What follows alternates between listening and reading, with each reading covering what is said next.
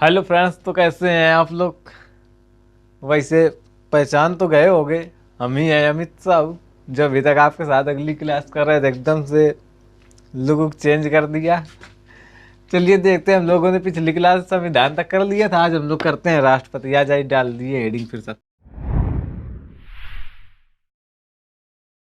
पहले राष्ट्रपति।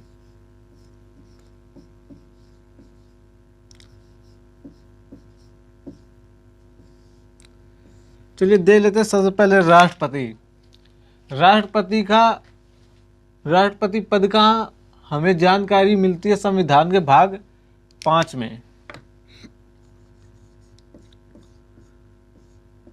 भाग 5 में और अनुच्छेद 52 से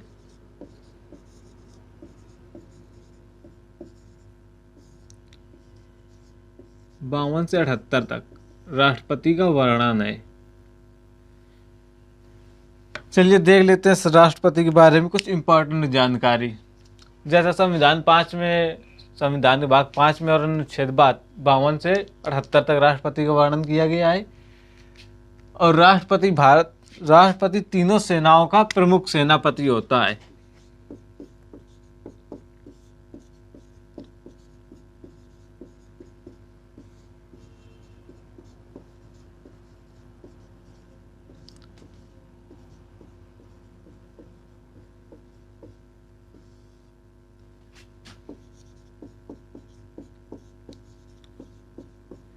ये जो हमने लिखी ये लाइन आप लोगों को मालूम होगी, अगर आप लोग आंसर लगाते होंगे या प्रीवियस ईयर क्वेश्चन लगाते होंगे। ये सवाल नेवी एयरफोर्स के वाई ग्रुप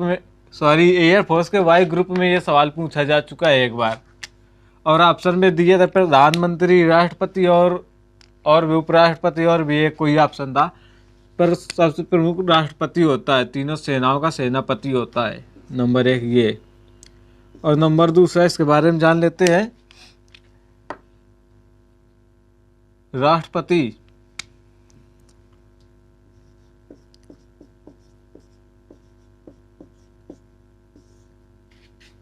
कार्यपालिका का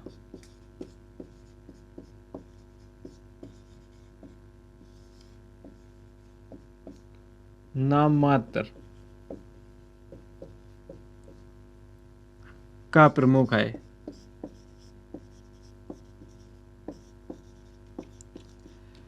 राष्ट्रपति कार्यपालिका का नाम मात्र का प्रमुख है। नाम मात्र का प्रमुख क्यों कह रहे हैं? क्योंकि जितने भी काम होते हैं वो सभी राष्ट्रपति के नाम से होते हैं। और वास्तविक शक्ति है, जबकि इन शक्तियों का उपयोग प्रधानमंत्री करता है। विदेशी समझौते हुए या विदेशों से हमारे कैसे संबंध है, ये सब राष्ट्रपति निर्धारित करता है, लेकिन इन सभी शक्तियों का उपयोग प्रधानमंत्री करता है। इसी वजह से हम लोग कह रहे हैं कि राष्ट्रपति कार्यपालिका का नाम मात्र का प्रमुख है, जबकि वास्तविक शक्तियां जो होती हैं वो हमारे प्रधानमंत्री के पास में होती हैं। और राष्ट्रपति का चुनाव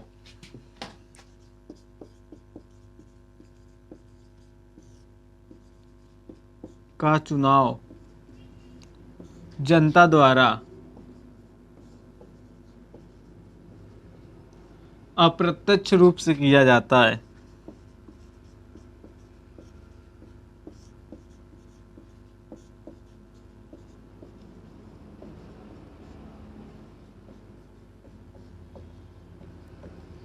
अप्रत्यक्ष रूप से किया जाता है। अब ये कैसे? अब चलिए इसे हम लोग समझ लेते हैं, ये अप्रत्यक्ष रूप से कैसे है।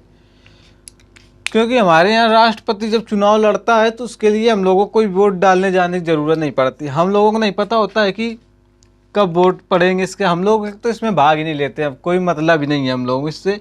हम लोग विधायक और सांसदों का चुनाव करते हैं। जब हम लोग विधायक और सांसदों का चुनाव करते हैं तो राष्ट्रपति के जो उसमें होता है, जब राष्ट्रपति का चुनाव होता है तो वो सांसद और विधायक लोग ही राष्ट्रपति को चुनते हैं कि राष्ट्रपति को वोट करते हैं मतलब। और इसमें विधायक और सांसद के वोटों का मूल्य अलग अलग होता है, जो वहाँ की जनसंख्या पर डिपेंड करता है। चलिए देखते हैं आगे हम लोग। तो फिर चलिए आगे देख लेते हैं हम लोग इसके लिए योग्यताएं क्या होती हैं। योग्यताएं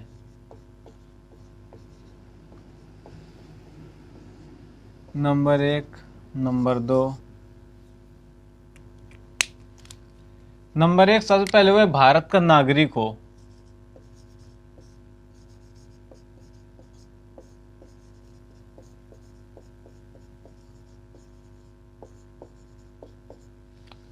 और नंबर 2, वह 35 वर्ष की आयु पूरी कर चुका हो।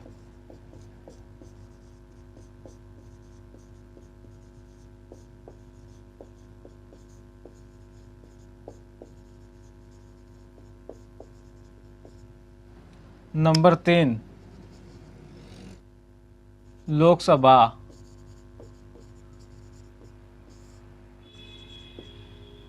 का सदस्य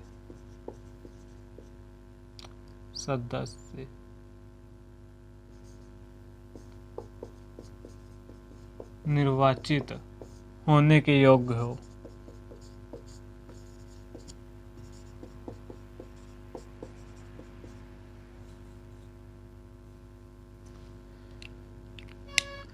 और चुनाव में नामांकन के लिए 50 अनुमोदक और 50 कम से कम प्रस्तावक हों। चुनाव के नामांकन के लिए कम से कम 50 अनुमोदक और कम से कम 50 प्रस्तावक हो। और चौथा नंबर ये हो गया। 5वां नंबर हम लोग और कर सकते हैं, वह पागल या दिवालिया। कॉमन सी बात, ये सब आप लोगों को याद होगा। चलिए फिर देखते हैं आगे। राष्ट्रपति का कार्यकाल। राष्ट्रपति का कार्यकाल 5 वर्ष का होता है।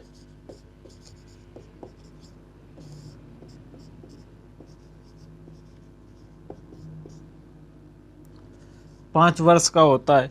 इससे पहले वह इस्तीफा दे सकता है, देकर अपना पद रिक्त कर सकता है, या उसकी अचानक मृत्यु हो जाए तो भी पद रिक्त हो जाता है। बहुत से कारण हैं। चलिए इसका स्क्रीनशॉट ले लीजिए, हम साइड में हो जाए, फिर हम लोग चलते हैं आगे। तो चलिए देख लेते हैं हम लोग।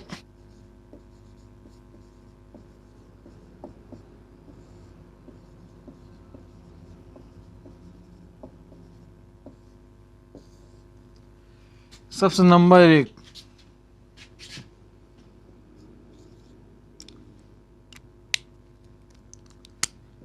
अनुच्छेद कितना लिखा है? 52। ये क्या है? अनुच्छेद जो 52 है, ये हमारे संविधान का सबसे छोटा अनुच्छेद है और सबसे बड़े पद को रिप्रेजेंट कर रहा है। कमाल की बात है यार। अनुच्छेद 52 सिर्फ इतना लिखा है जितना हम लिखेंगे। भारत का एक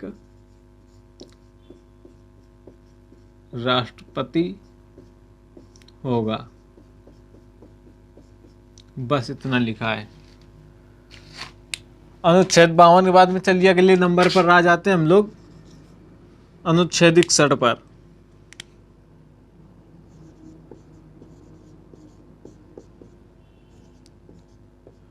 अब याद कैसे रखेंगे अनुच्छेद 61 क्या है? चलिए देख लेते हैं, लिख देते हैं पहले। राष्ट्रपति पर महाभियोग की प्रक्रिया।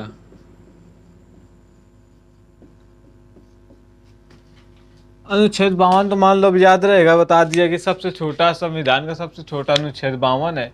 और इसके बाद अनुच्छेद 61 कैसे याद रखेंगे? कि राष्ट्रपति पर महाभियोग की प्रक्रिया है।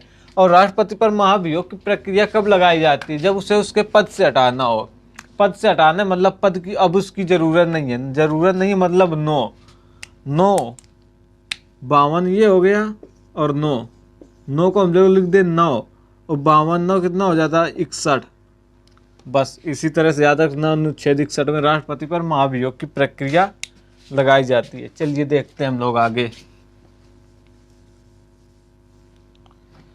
अनुच्छेद 61, आगे चलते हैं हम लोग तीसरे नंबर पे। तीसरे नंबर पे आ जाता है हमारा अनुच्छेद 72। ये क्या है? इसमें क्या है? इसमें राष्ट्रपति की क्षमादान शक्ति का विवरण है।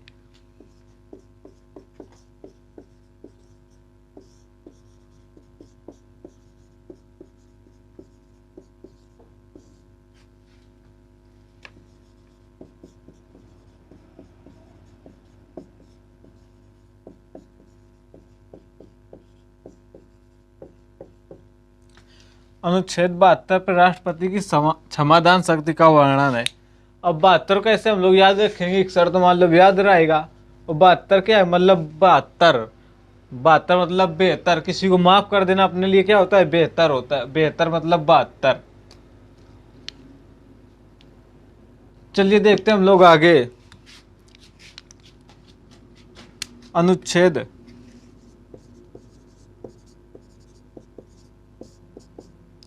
1, 2, 3 क्या करता है, अध्यादेश जारी करता है, जारी करता है। कौन करता है भैया, राष्ट्रपति पढ़ रहा है, राष्ट्रपति ही करेगा। अनुच्छेद 123 से अध्यादेश जारी करता है। जैसे होता नहीं एयरटेल का बैलेंस चेक करने के लिए है *1, 2, 3 है, वह याद रखना अध्यादेश जारी करने के लिए। और यहीं पर अगर अनुच्छेद क्या हो जाए 111, 111 बौकाली है भैया, वीटो शक्ति, वीटो शक्ति का वर्णन है।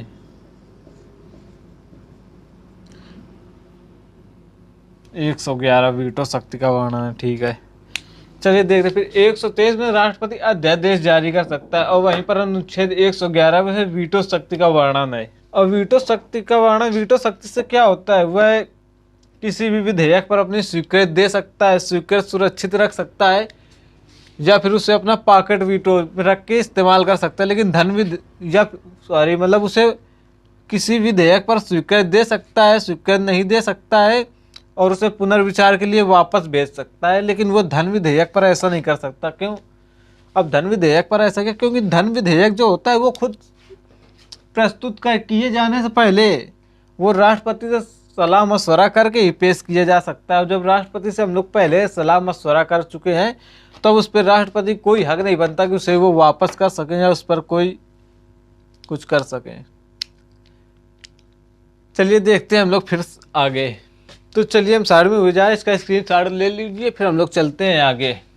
चलिए देखते हैं हम लोग आपातकालीन शक्तियाँ। राष्ट्रपति के पास 3 प्रकार की आपातकालीन शक्तियाँ हैं। Number 1, number 2, number 3। नंबर 1 पर आता है राष्ट्रीय आपातकाल।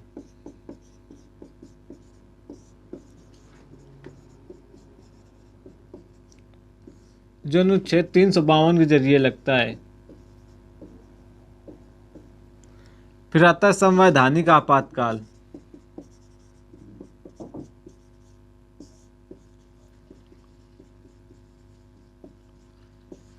जो अनुच्छेद 356 के अंतर्गत लगता है। फिर आता है वित्तीय आपातकाल।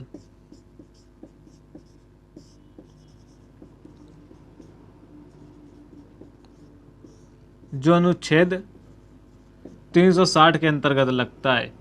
अभी तक कभी लगा भी नहीं है और आगे लगेगा भी नहीं। ऐसी स्थिति हम लोग आने ही नहीं देंगे। हम लोग आपस में एक दूसरे से सामान खरीद कर इस्तेमाल कर लेंगे। तो चलिए देख लेते हैं, इनको आगे समझ लेते हैं ये क्या है। राष्ट्रीय आपातकाल नंबर 1 पर पड़ा है। राष्ट्रीय आपातकाल 352 अनुच्छेद के अंतर्गत लगता है। इसमें क्या हो, जैसे जब युद्ध या कोई बाहरी आक्रमण हो जाए अपने देश पर, तब राष्ट्रपति अनुच्छेद 352 के अंतर्गत राष्ट्रीय आपातकाल की घोषणा कर सकता है। इसके बाद में आता है संवैधानिक आपातकाल अनुच्छेद 356 के अंतर्गत। इसमें क्या होता है, जब किसी पर्टिकुलर एक एरिया जैसे उत्तर प्रदेश है, इसमें मान लो संवैधानिक तंत्र विफल हो जाए, किसी भी संवैधानिक बात का मतलब कोई पालन नहीं हो रहा है, जो मन में आ रहा है वह एकदम से चल रहा है, तब उस पर्टिकुलर एक क्षेत्र के लिए राष्ट्रपति अनुच्छेद 356 के अंतर्गत संवैधानिक आपातकाल की घोषणा कर सकता है और उसको डायरेक्ट अपने कंट्रोल में ले सकता है। इसके बाद में आता है वित्तीय आपातकाल। जब देश एकदम कंगाली के स्तर पर पहुंच जाए, उसे कोई दूसरा देश लोन भी ना दे, किसी भी तरह से उसे वित्तीय सहायता बाहर से मिलना बंद हो जाए और अंदर भी उसकी हालत एकदम खोखली हो जाए, तब वित्तीय आपातकाल राष्ट्रपति अनुच्छेद 360 के अंतर्गत वित्तीय आपातकाल की घोषणा कर सकता है। तो चलिए फिर आज अपनी क्लास को यहीं तक रखते हैं। कैसी लगी बताना जरूर, और लुक भी। Thank you.